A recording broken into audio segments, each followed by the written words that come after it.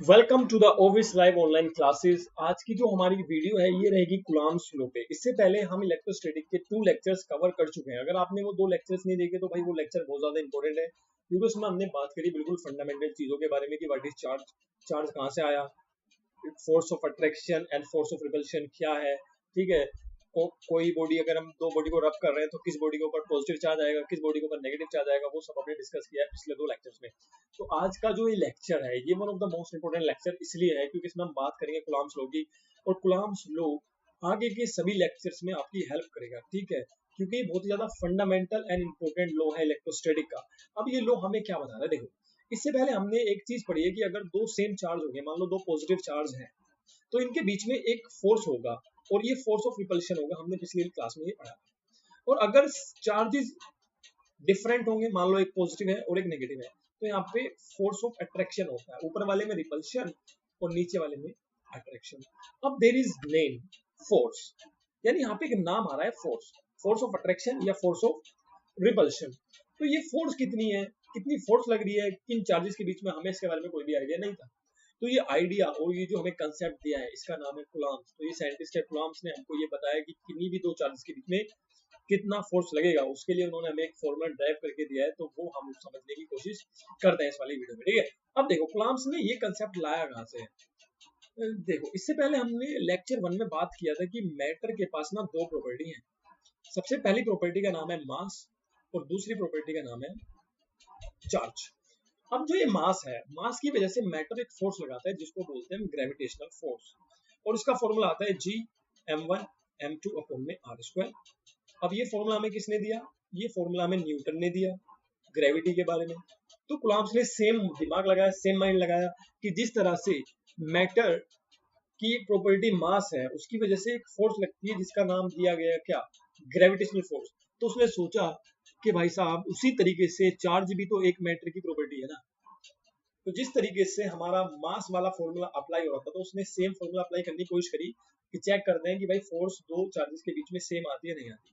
तो उन्होंने फॉर्मूला बनाया एफ ई बराबर, यहाँ पे कूलम्ब्स कांस्टेंट, यहाँ पे क्या है बच्चे, देखो ग्रेविटी के फॉर्मूले में universal constant, gravitational universal constant है, और यहाँ पे कूलम्ब्स कांस्टेंट आ गया पहली बार।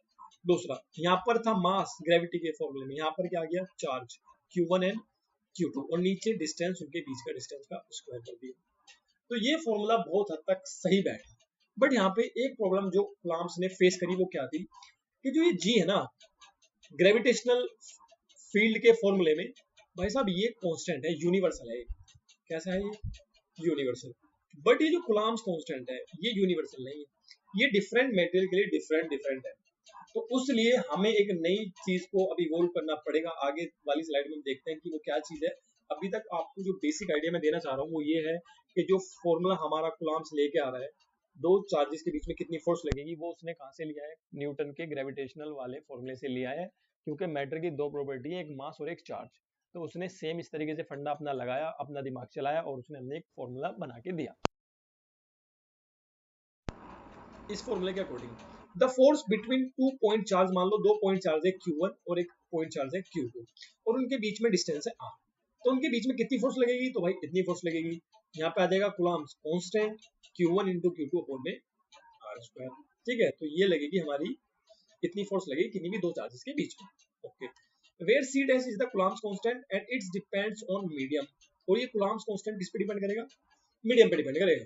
ठीक है, तो इतना हमें यहाँ पे समझ आता है। आगे चलते हैं। ठीक है, अब जब ये मीडियम पे डिपेंड कर रहा है तो देखो यहाँ पे एक चीज आती है जिसका नाम है बच्चे परमिटिविटी। अब परमिटिविटी क्या है, तो देखो परमिटिविटी एक कैरेक्टरिस्टिक है किसी भी मीडियम की between two charge which effect the force between them. ठीक है, तो परमिटिविटी एक कैरेक्टरिस्टिक है किसी भी मीडियम की।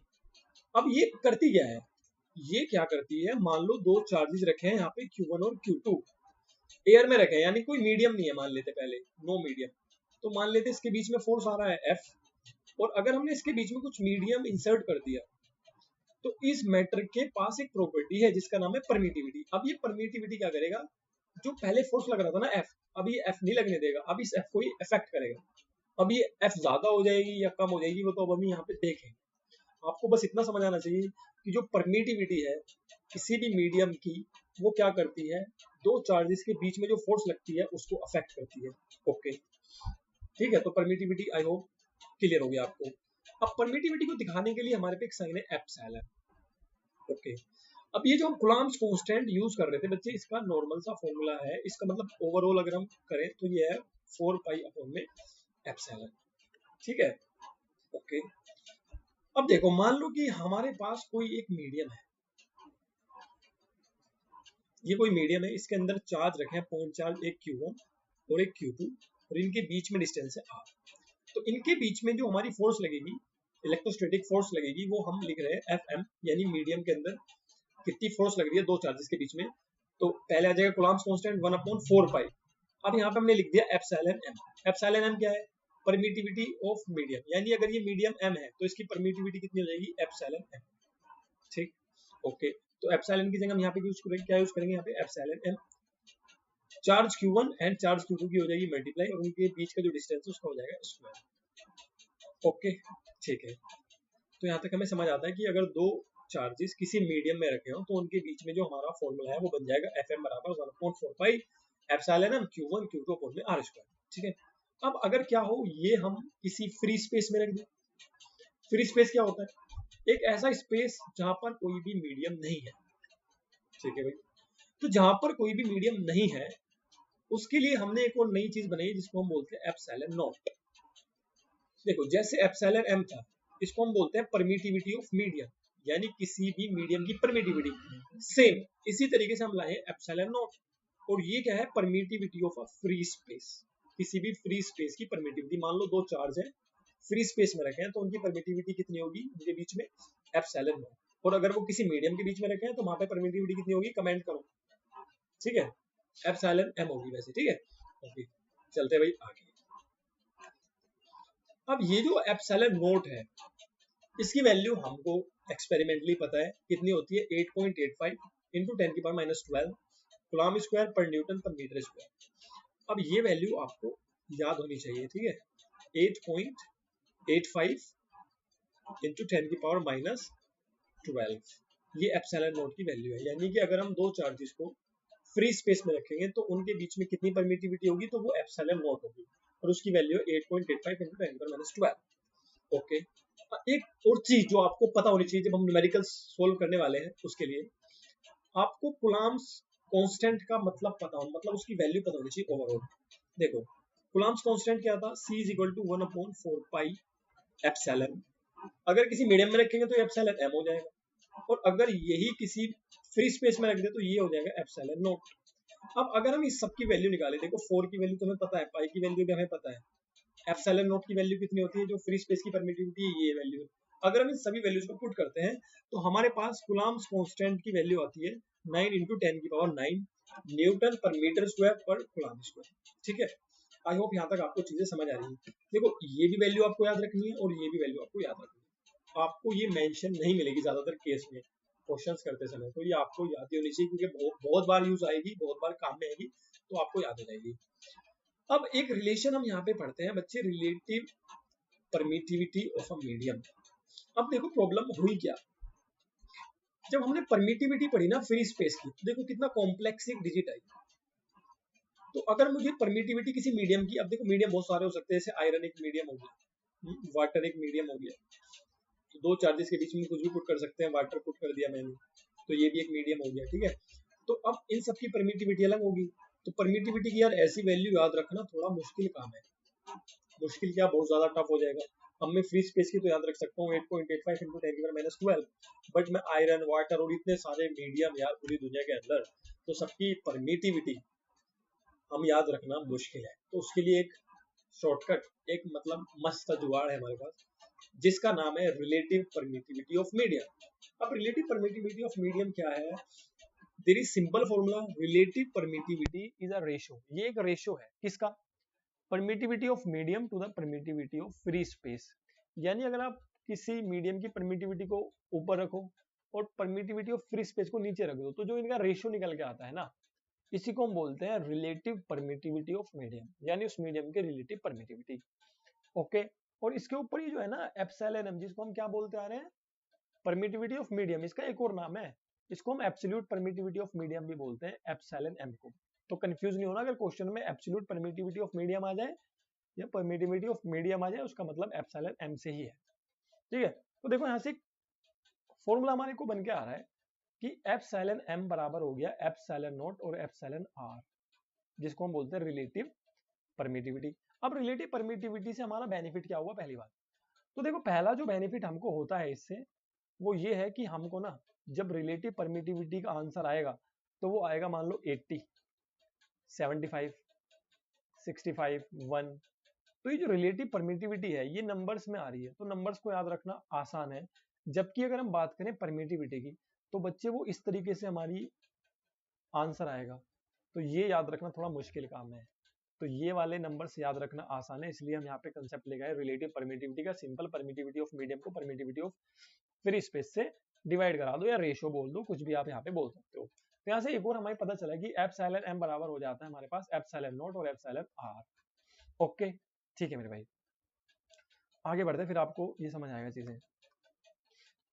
अगर मैं किसी मीडियम के अंदर फोर्स निकालना चाहता हूं किन्हीं भी दो चार्जेस के बीच में, तो फॉर्मूला हमें पता है 1/4 अब यहाँ पे परमिटिविटी अगर किसी मीडियम के अंदर निकालें तो परमिटिविटी ऑफ मीडियम ही लिखा जाएगा। चार्ज Q1 और चार्ज Q2 की मल्टीप्लाई और नीचे उनके बीच में जो डिस्टेंस है उससे उसको क्या कर दो, डिवाइड कर दो, R²। तो ये बात हमको पता है, ठीक है। अब चलते हैं आगे। अब देखो जो परमिटिविटी ऑफ मीडियम है उसको मैंने अभी देखो यहाँ पे एक चीज देखी है epsilon M. Permittivity of medium को मैं कैसे लिख सकता हूँ, परमिटिविटी ऑफ फ्री स्पेस और रिलेटिव परमिटिविटी, यानी एप्सिलॉन एम को मैं लिख सकता हूँ एप्सिलॉन नॉट और एप्सिलॉन आर, ठीक है। तो एप्सिलॉन एम को मैंने लिख दिया epsilon naught and epsilon R, ठीक है, कोई प्रॉब्लम, नो प्रॉब्लम। अब ये जो मेरी रिलेटिव परमिटिविटी है, ठीक है, इसको बच्चे हम के से भी डिनोट करते हैं। अब ये के क्या है, ये डाइलेक्ट्रिक कांस्टेंट होता है, आगे लेक्चर्स में हम पढ़ेंगे कि डाइलेक्ट्रिक कांस्टेंट क्या है, ठीक। अभी आप इतना समझो कि ये जो मेरा परमिटिविटी ऑफ मीडियम है उसको मैं लिख सकता हूँ permittivity of free space into relative permittivity, और जो रिलेटिव परमिटिविटी है इसको मैं लिख सकता हूँ के, जो कि डाइलेक्ट्रिक कांस्टेंट के बराबर होता है। आप दोनों रख सकते हो, एप्सिलॉन आर भी रख सकते हो और के भी रख सकते हो, ठीक है, ओके। तो अगर मैं बात करूं ओवरऑल जो फॉर्मूला हमारा बन के आता है मीडियम में फोर्स का, तो वो क्या बनेगा, एफ एम बराबर 1/4 एप्सिलॉन नॉट के। के क्या हमारे पास, डाई इलेक्ट्रिक कांस्टेंट है। अब ये जाके हम सीखेंगे जब ये सेकंड चैप्टर हमारा शुरू होगा कि डाइलेक्ट्रिक कांस्टेंट एक्चुअल में होता क्या है, ठीक है। तो जब तक के लिए आप बस इतना समझो कि के हमारा एक डाइलेक्ट्रिक कांस्टेंट है जिसको हम रिलेटिव परमिटिविटी भी बोलते हैं, यानी ये दोनों बराबर होते हैं, और Q1 Q2 अपॉन R² ये हमारा आ गया, ठीक है। अगर हम बात करें रिलेटिव परमिटिविटी की फ्री स्पेस के लिए, तो रिलेटिव परमिटिविटी फ्री स्पेस के लिए होती है 1, ओके। तो अब भाई अपना फॉर्मूला चेक करते हैं हम, फ्री स्पेस के लिए हमारा फोर्स क्या निकल के आएगी। अगर मैं यहाँ पे के की वैल्यू 1 पुट कर दूं तो F बराबर मेरे पास क्या आ जाएगा 1/4 epsilon not Q1 Q2 upon में R²। तो बच्चे जो फॉर्मूला निकल के आया, ये किसका फॉर्मूला निकल के आया, ये निकल के आया है force between two charges when they are placed in a free space. अगर वो फ्री स्पेस में है तो देखो फॉर्मूला यही बन के आ रहा है, ठीक है। तो ओके, तो force is maximum in free space. Force क्या है, सबसे ज्यादा होती है फ्री स्पेस में। जैसे जैसे हम उसके अंदर मीडियम पुट करते हैं उसकी जो फोर्स है वो कम होगी, यानी अगर दो चार्जेस फ्री स्पेस में रखें तो उनके बीच में सबसे हाईएस्ट फोर्स होगी, और अगर हम सेम चार्जेस को सेम डिस्टेंस पे किसी मीडियम के अंदर इंसर्ट कर दे तो उनकी जो फोर्स है वो कम हो जाएगी। अब वो कितनी कम हो जाएगी वो डिपेंड करेगी इस के पे, ठीक है। क्योंकि देखो फोर्स बराबर 1/4 एप्सिलॉन नॉट और के आ रहा है यहाँ पे डिवाइड में। के की वैल्यू जितनी बड़ी होती चली जाएगी एफ की वैल्यू उतनी कम होती चली जाएगी, क्योंकि एफ हमारा इनवर्सली प्रोपोर्शनल है के। तो जिस भी मीडियम का डाइलेक्ट्रिक कांस्टेंट या रिलेटिव परमिटिविटी होगी ज्यादा, उनके बीच में फोर्स लगेगी कम। और सबसे कम जो हमारी रिलेटिव परमिटिविटी ये डाइलेक्ट्रिक कांस्टेंट हो सकता है वो है 1, जो कि है किसके लिए, फ्री स्पेस के लिए। तो जब हम यहाँ पे 1 पुट करते हैं तो फॉर्मूला हमारा बन जाता है फ्री स्पेस के लिए। तो ये कूलम्ब्स लॉ हमारा आपको समझ आ गया होगा, ठीक है। अगर हम बात करें इसकी यूनिट्स की, परमिटिविटी की यूनिट आप इजीली निकाल सकते हो भाई। कैसे निकालोगे, देखो फॉर्मूला क्या बना, F बराबर 1/4 epsilon not Q1 Q2 upon में R²। अब देखो ये तो कांस्टेंट है, इसको तो भूल जाओ। अब हमें चाहिए रिलेटिव परमिटिविटी की यूनिट। तो रिलेटिव परमिटिविटी को हम ले जाते हैं उस साइड और नीचे आ जाएगा फोर्स, ऊपर है Q1 Q2 अपॉन में आर स्क्वायर और ये फोर्स भी आ गया नीचे। अब जो चार्ज की यूनिट होती है वो होती है कुलाम, कुलाम इंटू कुलाम, और फोर्स की यूनिट होती है न्यूटन, और भाई डिस्टेंस की यूनिट होती है मीटर। अब यहाँ पे स्क्वायर आ जाएगा, ऊपर क्या हो जाएगा C और C, तो क्या हो जाएगा यहाँ पे कुलाम स्क्वायर, न्यूटन ऊपर जाके पर न्यूटन और पर मीटर स्क्वायर। तो ये हमारी किसकी यूनिट निकल गई, ये हमारी यूनिट निकल गई किसकी, परमिटिविटी की। अब यूनिट निकल गई तो you can easily find the dimension formula. अब C का डायमेंशन फॉर्मूला क्या होता है, 80 चार्ज का। अब देखो ए, अब C का स्क्वायर है तो A का स्क्वायर भी होगा, T का स्क्वायर भी होगा, पर न्यूटन, तो न्यूटन नीचे है तो नीचे ले जाते हैं भाई। न्यूटन यानी फोर्स का क्या होता है, MLT-2 रख दिया हमने एज इट इज। और मीटर का क्या होता है, मतलब डिस्टेंस का क्या होता है, लेंथ, तो L स्क्वायर। ठीक है, अब जो चीज कट कर रही है कट कर दो भाई। अब देखो ये M ऊपर जाके M-1 हो जाएगा, L यहाँ पर 1 और यहाँ पे 2, तो L टोटल हो जाएंगे 3 और ऊपर जाके पावर हो जाएगी माइनस की, तो L हो गया हमारा यहाँ पे 3। T देखो क्या है, यहाँ पर T-2 है, जब ये T ऊपर जाएगा तो +2 हो जाएगा, तो 2 और 2 हो जाएगा T की पावर 4, एंड यहाँ पे हमें बचेगा A का स्क्वायर। समझ आ गया? Okay, this is the dimension of permittivity. तो ये डायमेंशन हमने निकाल दिया परमिटिविटी का, और ये हमने निकाल दी इसकी यूनिट। ठीक है, अब इससे नेक्स्ट जो वीडियो आएगी उसमें हम बात करेंगे vector form of Coulomb's law. ये भाई एग्जाम्स में पूछता है, जब आपके यूनिट टेस्ट या फर्स्ट टर्म एग्जामिनेशन या बोर्ड के एग्जाम होंगे तो वेक्टर लॉ भी पूछता है कूलम्ब्स लॉ के अंदर। ठीक है, तो आई होप ये वीडियो आपको अच्छा लगा हो। अगर आपको इसी तरह की वीडियो देखनी है तो भाई चैनल से जुड़े रहो, और आप हमारे ऐप ओविस लाइव को जाके क्या करो, डाउनलोड कर लो भाई इसको। अब इसमें जाके क्लास 12th का जो ये बैच चल रहा है ना फ्री ऑफ कॉस्ट, वहाँ पे आप जाओ, वहाँ पे आपको ये पूरे नोट्स मिलेंगे प्रॉपर, जिन नोट्स से हम यहाँ पे पढ़ रहे हैं, और उसके बाद आपको वहाँ पे प्रैक्टिस क्वेश्चंस मिलेंगे। तो ओवरऑल आपका सॉल्यूशन है पूरा free of cost, there is no fees, no hidden charges, just download the app from app store. Ovis live online classes, Ovis live online classes आप डाउनलोड कर सकते हो, और otherwise you can go on this website ovis.live, और वहां से जाके आप नोट्स ले सकते हो लेक्चर वाइज, और सारे लेक्चर आपको सीरीज में वहां पर लगे मिल जाएंगे।